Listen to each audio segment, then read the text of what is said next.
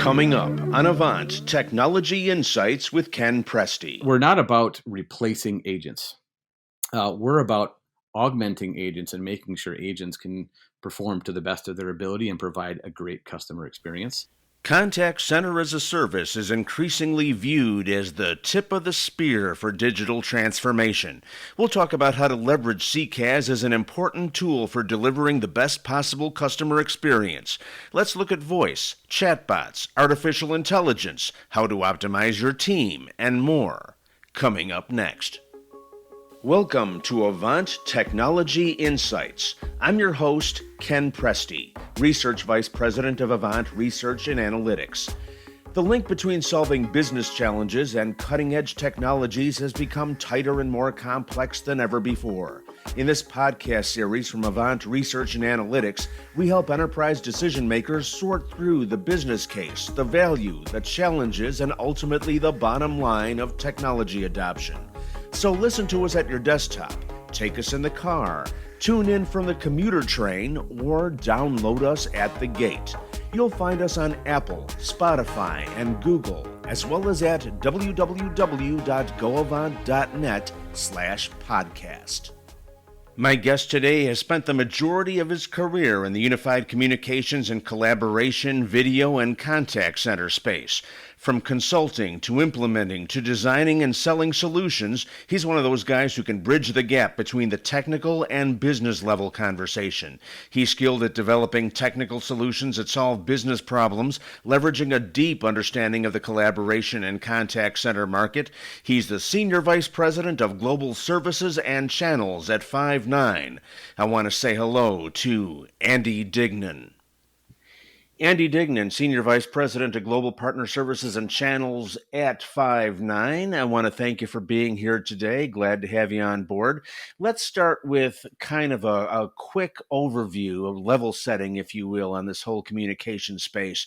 We're used to seeing, contact center as a service. We're used to seeing unified communications as a service. And of course, the old-fashioned PBX, the private branch exchange. How would you characterize these things coming together, the PBX going away, perhaps CCaaS and UCaaS coming together? What would you say would be the proper way to approach this overall space from the standpoint of an enterprise decision maker?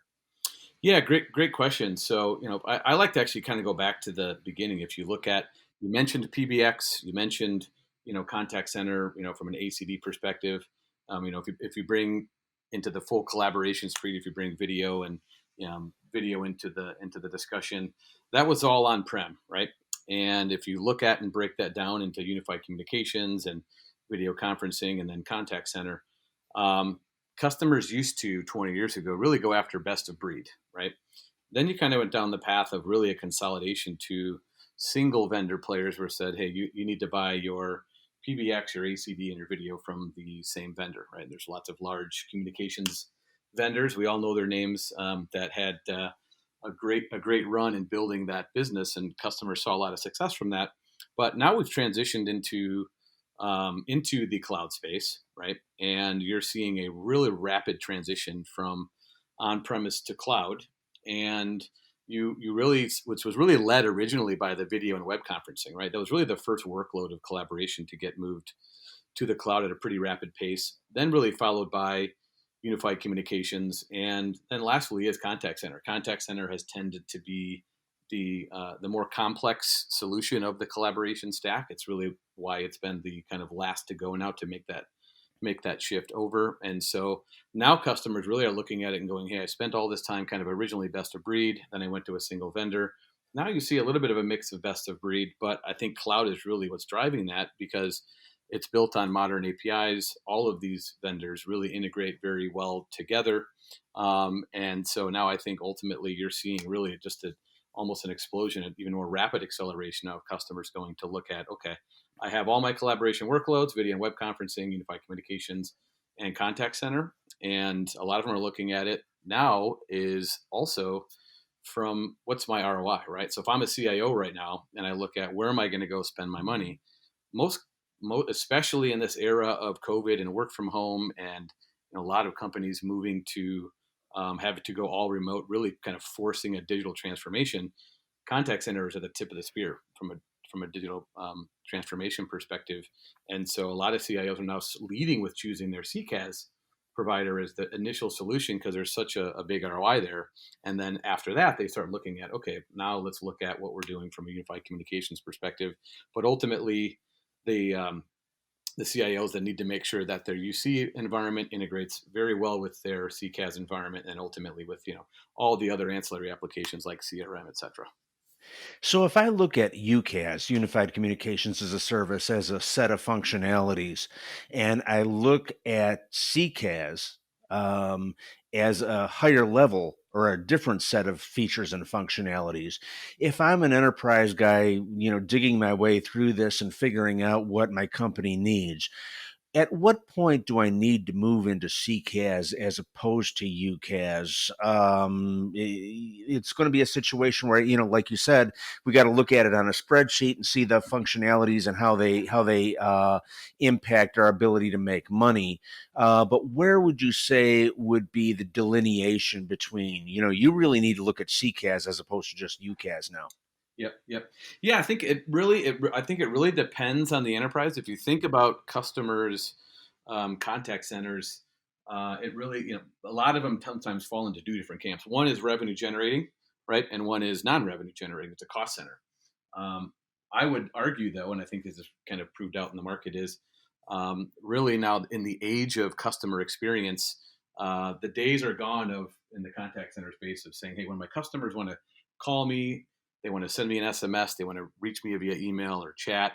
We're going to make it as hard as possible for customers to get a hold of us, right? Those days are really gone. If you do that, you're going to get chewed up and spit out in terms of a solid company. And so a lot of customers now are looking at it and going, that's where I get a big ROI on my investment. And so if you have a revenue generating or even a cost center, you're now looking at how do I provide the best customer experience, right? If you look at companies like Apple, companies like Tesla, these companies that provide unbelievable customer experience, you're going to look at it and go, really, I need to make a very key decision in making sure that I have all of the functionality needed to support my customers, however they want to get a hold of me, into a single seamless CCaaS environment that, again, integrates to your CRM, because ultimately that's very tightly linked between CCaaS. And so that's where you see a lot of CIOs making that decision. But I also, and I think also, let me step back even further, is if you're a CIO looking at this, this is not really an IT decision specifically around CCaaS. Historically, the UC environment was owned by the network team by IT, and so it became more of an IT decision. CCaaS is very much a business leader decision, a line of business decision. And so the CIO really has to work closely with their line of business to make that decision. But again, if you're also a CIO, you have to think about, all right, what am I going to do with that, the underlying unified communications platform? And whether you're going to choose to go UCaaS first, whether you're going to choose to go CCaaS first, or like customers also do, is they make that decision at the same time. And then they just make a decision of how we're going to deploy that. What's that migration process going to be from on-prem to cloud? But it really just kind of is dependent on the customer. But we are seeing sort of this rapid transition towards, because we're in the age of the customer experience of customer CIOs making that CCaaS decision first. So if I'm a business line leader and I've been invited to take part in this, or maybe I haven't been invited in this and I'm, want to make the case for it, what are the main things that I need to bring to the table in order to make sure that my team, and I'm working obviously separate in this case Yeah. from the IT team and those types of folks. What are the main things that I need to focus on in order to help my higher level leadership make the right decisions here? Yeah, I think that the first thing you got to focus on is really quite often CCaaS is part of an overall digital transformation, right, within a company of how you talk to your customers, work with your customers. And so really what you need to bring to the table, a lot of customers go through what's called almost a customer journey mapping of what are all of the ways that my customers contact me, and what are all the ways that we contact our customers, whether that's outbound notifications or other tools. And so that's really a key part. So if you walk into it knowing how your customers contact you and how you contact them, and then and really what it looks like today, but really more so, what do you want that future to look like? And you bring that to the table, and that really gives you kind of a framework of, okay, we know what this is like today for our customers, and most customers, and I think we've all called into a call center before, and most of the time it's not a great experience, right? You call, you get put on hold, you go through a long IVR tree. That's kind of the historical experience that you had. But then if Mm. you design this is what we want our customer experience to be, what that customer journey is going to be, then you kind of have a gap analysis of where we're at today. This is the experience we want to provide to our customers. And then and then you really step back from there. And that's when then the business works with IT and says, okay, here's where we're at today. Here's where we want to get to. What are the applications needed, right? What's the underlying CCaaS solution that's needed?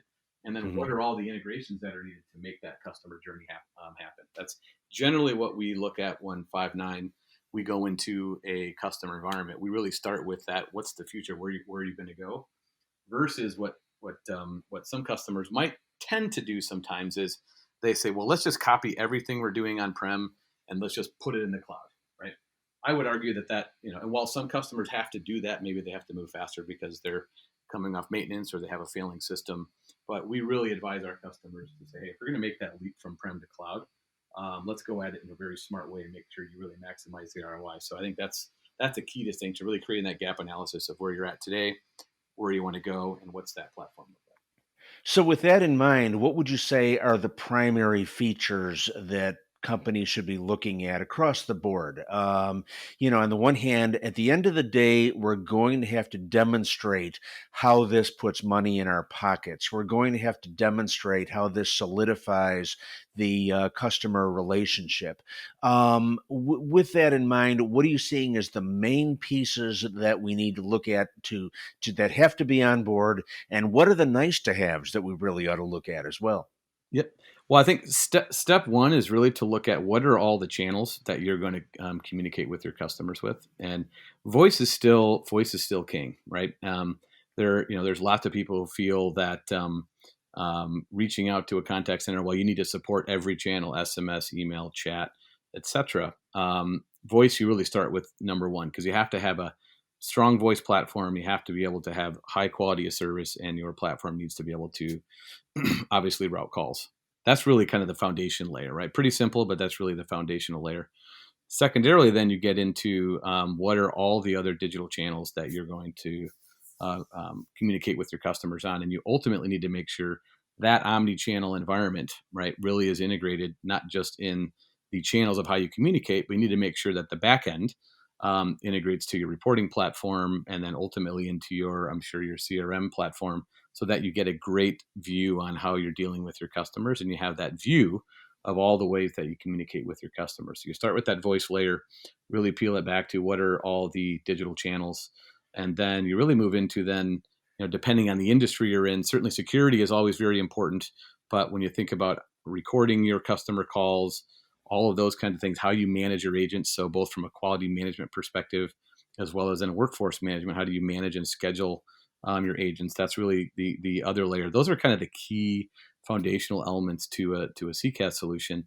And then you get into the nice to haves, and this is where we all hear the buzzword around artificial intelligence, right? AI, and every customer, every company, every vendor really has kind of their own take on what AI is, and a lot of CIOs and a lot of line of business leaders hear AI, as a buzzword, but really need to break it down into some very specific functionality. And really, the two key areas that we're focused on as Five9 is um, we're not about replacing agents. We're about augmenting agents and making sure agents can perform to the best of their ability and provide a great customer experience. And so there's artificial intelligence that can, within the agent's screen, can actually tell them what to do in terms of the next best action to take when working with that customer. And that's all done by the application listening to the call in real time, transcribing that, and then using AI to match that up against, hey, what's the right thing to say and do with the customer. That's one particular thing. There's a huge ROI involved in allowing your agents to basically be better at what they do.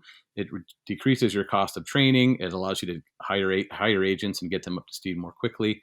That's really a key use case of artificial intelligence.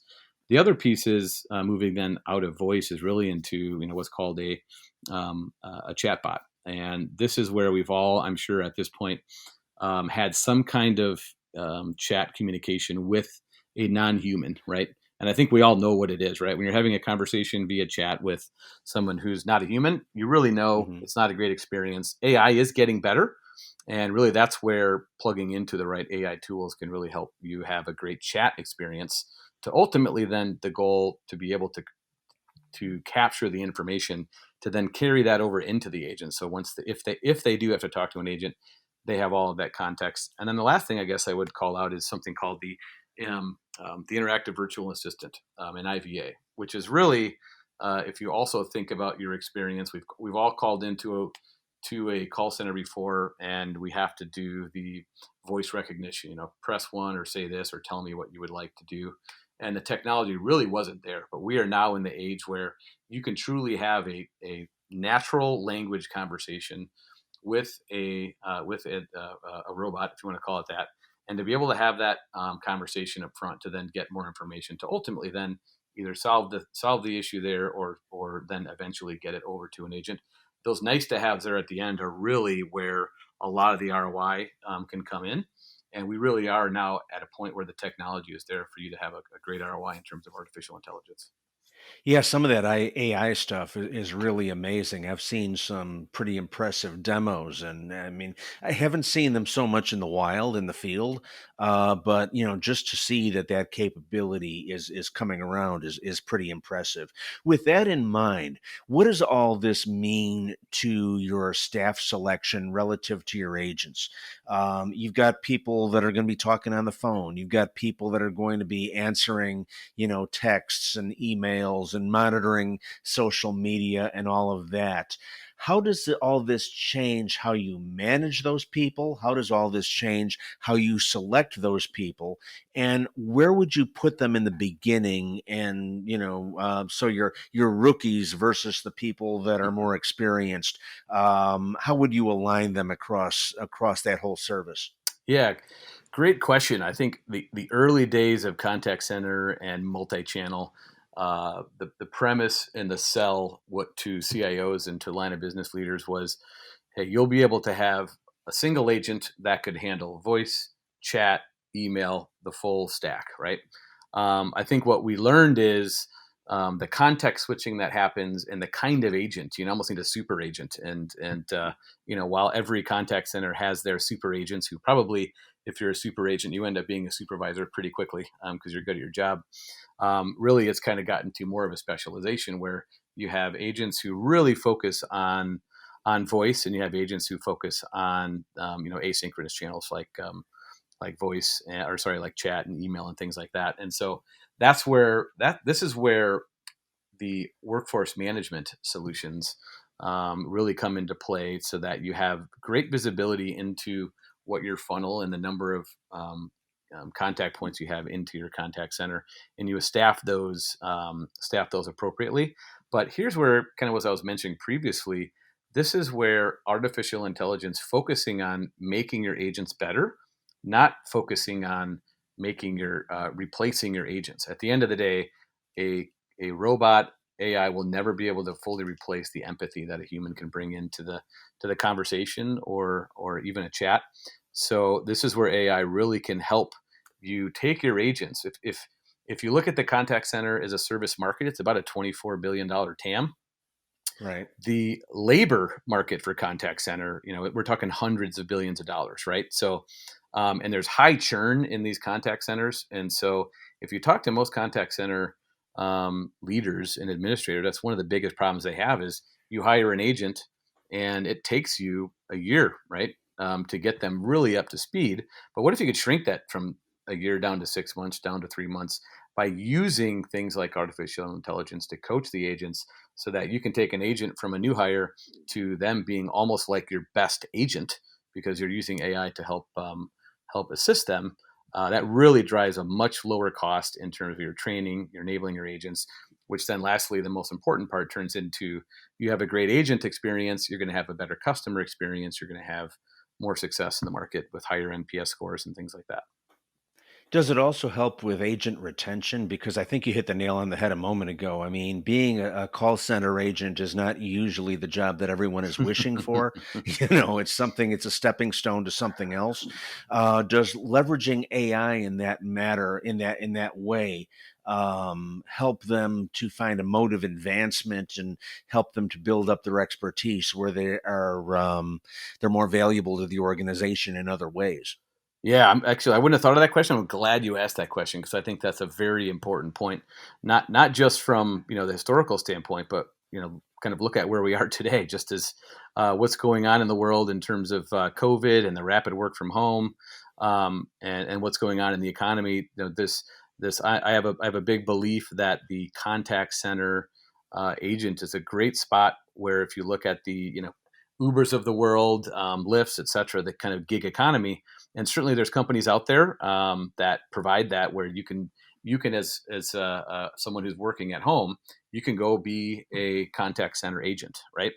And that's not something historically that's been super attractive because it does have a long lead time in terms of getting trained and enabled. And, it just like in the contact center space, you may not have a great customer experience calling into a contact center if you're an agent signing up to say, hey, I want to be an agent. That's not, to your point, that's not something that historically people have wanted to do.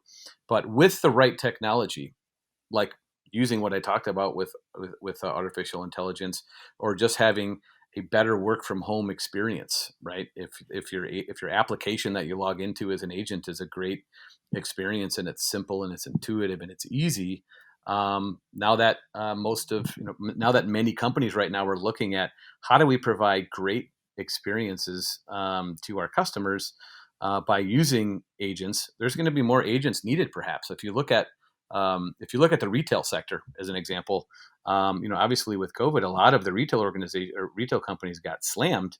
But if you look at the retail companies' performance in the stock market and some of the numbers that have come out in their earnings, it's pretty interesting where you used to hire someone to work in your store. Now you're hiring someone to just because more is happening online. Your customers are buying your products online. When they need help, what do? They're going to call your call center. So you're kind of moving the retail worker into the contact center space.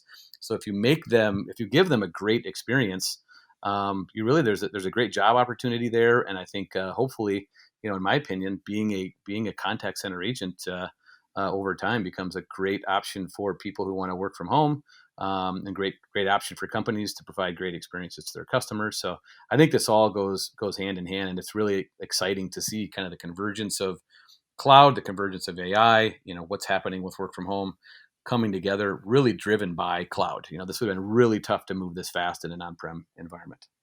Yeah, I think it was really interesting the way you link that to the gig economy, and I think that makes perfect sense because there's a lot of people out there that for whatever reason the full time job, as you and I know it, isn't an option for them. They've got kids to take care of or whatever. This gives them an opportunity to make some money, to pursue a career, and be able to do it under a more flexible level of terms. Yep. So I think that's pretty cool. Yeah, Let's go yeah. back. One quick comment there, if you don't Sure. mind, is Yeah. and the reason why I'm a big believer in this is pre-COVID and this whole rapid digital transformation, work from home, and I've been in this contact center space for 20 years, right? If I had a personal friend, even a family member, reach out to me, say, hey, lost my job, looking for a job, I don't think I have ever even suggested to someone to look into these companies that really are in that gig economy where you can become a contact center agent. And in the last 3 or 4 months, I've actually given that advice to many people, including family and close friends, that hey, why don't you go to this company or that company, sign up, and you can actually be a contact center agent. So I do believe that, and I've heard a lot of that going on. So I think it really is true. Yeah, I think that makes sense. So it's good for them. It's also good for the company because it gives them more options as well. Let's go back to something you said, multi-channel versus omni-channel. You can't throw a ball very far in the CCaaS space without hitting those two terms. And very often they become conflated. It's hard to figure out sometime, at least for some people, where one begins and the other ends. Um, Give me basically your definition of multi-channel versus omni-channel and how the two interrelate with one another. Yeah, that's a good question. Multi-channel was really just keenly focused on just a hand full of channels, and they were really kind of looked at as just sort of a bespoke channel, right? Whereas omni-channel is truly about not just all the inputs that come in, but how do you tie all of those inputs together? And ultimately, if you think about the customer journey, right, or the customer experience, if I start by going to your website, right, and looking to purchase something, and I put something in my shopping cart, and then I need help, and then a box pops up on the website and says, "Hey, do you need help? Can you chat with me?" You say, "Hey, let's have a chat conversation." You might chat, maybe you share your screen, and then ultimately that turns into, well, hey, I'm still having some trouble. Probably a lot easier if we just have a phone conversation, and then you have that click to escalate to an agent. You have a voice conversation, with that agent, and then you kind of really move down that path, and you probably end up hopefully making a purchase, and then hopefully getting an SMS confirmation of your purchase. And so, really, it's that escalation of all of these channels really working together. It's not just about, hey, let's get someone in via the web and let's close it on the web. It's really about that full omni-channel experience, almost like an omnipresent experience, right? And so that's key from the customer experience. And then what that does on the back end, then it really gives being able to support that on the front end, right, with a CCaaS application, really allows then the business to better report on that and do analytics on that, so that you have a great experience from a reporting perspective, and businesses can be armed with better data and how they better service their customers. And so, really, that's the difference. I think it's really that full, all-encompassing, all channels working together, providing great analytics, versus kind of the bespoke view, which was just, hey, let's take a call, let's end it on a voice call. Let's take an email, let's just end it via email. It's really about all the channels working together. Yeah, that's fascinating stuff. And then you add all that in with artificial intelligence, as you were talking about earlier, and you've got this really intriguing and powerful means of interacting with your customer that spans human interaction and perhaps machine interaction and Hmm. all these different things. So really interesting and cool technology. With that in mind, if your friend, someone that you know well in the business community, was about to buy a new CCaaS system, maybe they're coming in from UCaaS, or maybe they're coming in from some other old legacy system, what advice would you give them at the outset in terms of picking out the right system for them, one that's going to meet their needs, one that where the numbers are going to be right, one where the administration is going to be in line with what they can deliver, things along that line. Hmm. Where would you how would you tee that up for them in terms of either A, do it this way, or B, don't do it that way? Yep. Yeah, that's a fascinating question. I think one of the key things, I think, is you're embarking on this journey, and looking at UCAS and CCAS together, as well as even probably voice and web conferencing, is you really need to take a step back and look at what are the job roles and functions within a company, right? If you think about a knowledge worker, a salesperson, they probably don't need a desk phone anymore, right? They're out, they're using their mobile app, they're traveling, they're on the road, and they have a set of features they need from a collaboration perspective. And then you really create, that's one job function, right? And then you go into, okay, well, then you might have an executive who goes into the office every day, and they have an admin. Well, they have a different set of requirements that they need. And so that's another function. You might have an executive, and then, as we all know, the most important person in any unified communications deployment, it is the admin, right? That's really the central nervous system. And so I used to joke that if you made the admin happy on a new UC implementation, then you're going to get 5 stars, right? Um, and then you move into then obviously the contact center environment gets probably even more complex, right? You might have agents who handle voice, agents who handle web and chat, kind of like we talked about earlier. And so that way you walk into You take that, and then you take what I talked about also earlier, having that where you're trying to go from a customer journey and a customer experience perspective. If you have those two things documented, you can go have a conversation with any vendor on the planet and be very specific about, here's my requirements, here's what I need. And then, you'll get the age-old question of, what's the licensing look like? How many agents do I need, or how many users do I need? Every vendor has a little bit of a different spin on that. You're able to have a very intelligent conversation with vendors about your requirements and then what you need, and ultimately allow you to get to making a decision better, allows you to get to the right price faster. I think that would be, really the first step. That's what I would do if I were in their shoes, or recommending it. All right, excellent. Andy Dignan, Senior Vice President of Global Partner Services and Channels at Five9. Thank you very much. Some really good feedback and some advice in how to get the most out of a CCaaS platform. Thank you very much for joining us today. We appreciate your time, sir. Thank you. You've been listening to Avant Technology Insights, featuring information and opinions on how key technologies can be leveraged to solve business problems. Avant Technology Insights is a service of Avant Communications, a platform for IT decision-making. All opinions expressed in this podcast are those of the guests and the host. For more information, please feel free to download our research reports and other resources at www.goavant.net. That's www.goavant, as in victory, ant.net. For Avant Research and Analytics, this is Ken Presti.